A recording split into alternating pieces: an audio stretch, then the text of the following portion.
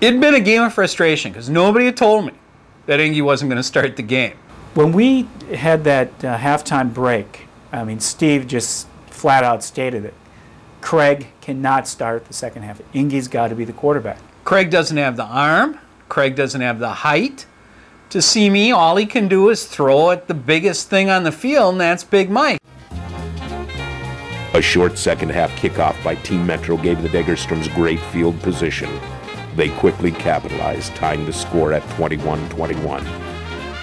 Then Team Metro made a shocking decision. Engebretson would take over at quarterback.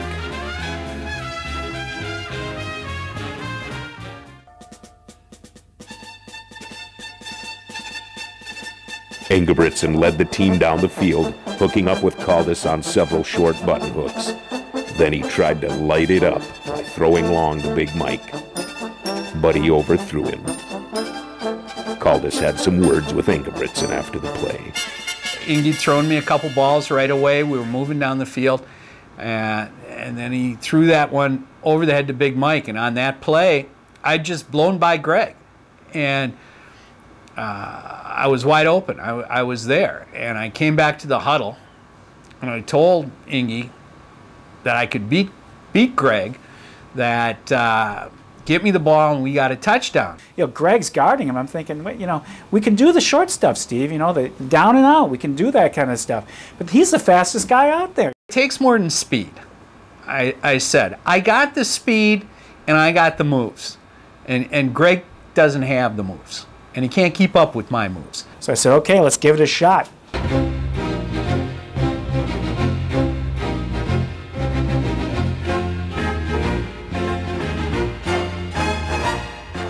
On second down and 10 at their own 27, Caldas lined up wide right. As Engebretson took the snap, the wily veteran Caldas took off. Greg Degerstrom must have blinked because he lost him.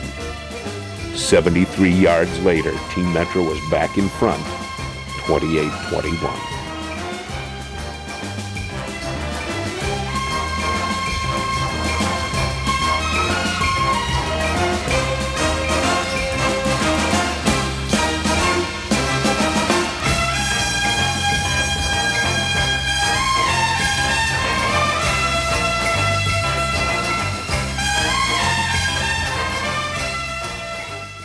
Man, Yates, you know, he played football at Normandale. He was the quickest player on our team. I remember the play. I was lined up in the slot. Jerry was to my right, and I knew I had the speed to beat him. So Jerry's a good, you know, he's big. He's got some good long reach. He's a good defender. But if I make my move, he's not going to catch me. I went out. I juked right, moved to the left, did a little hook. Mark hit me with the ball. I just turned on the burners, and that was it. No one was going to catch me.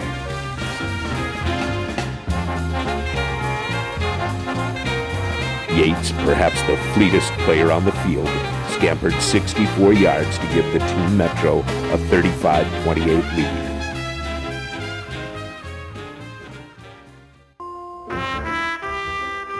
With 5 minutes remaining and Team Metro ahead 42-35, tragedy strikes. Well, I remember that play. You know, Greg Degerstrom came on a Red Dog blitz. With Greg Degerstrom in hot pursuit, Engebretson lost his balance, falling hard and jamming his already broken wrist. Everyone knew Engebretson was finished for the day.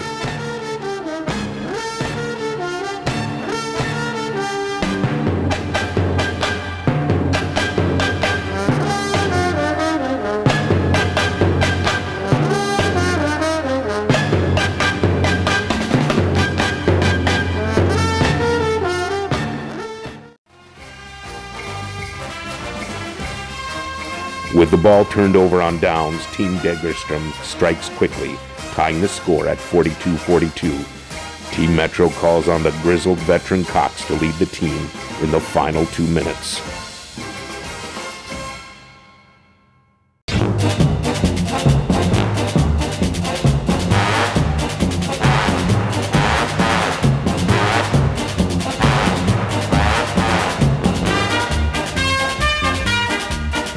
The veteran field general leads the team down the field, connecting on several short passes to Bethke and Yates. But time is running short. With Engebretson and others nursing injuries, it's clear that for Team Metro to win, Cox needs a miracle.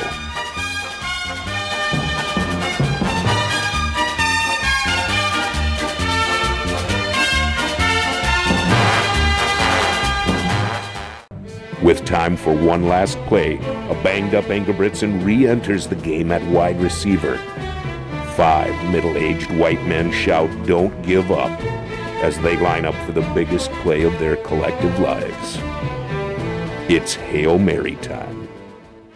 Everybody lined up. There's nobody held back to block the rusher.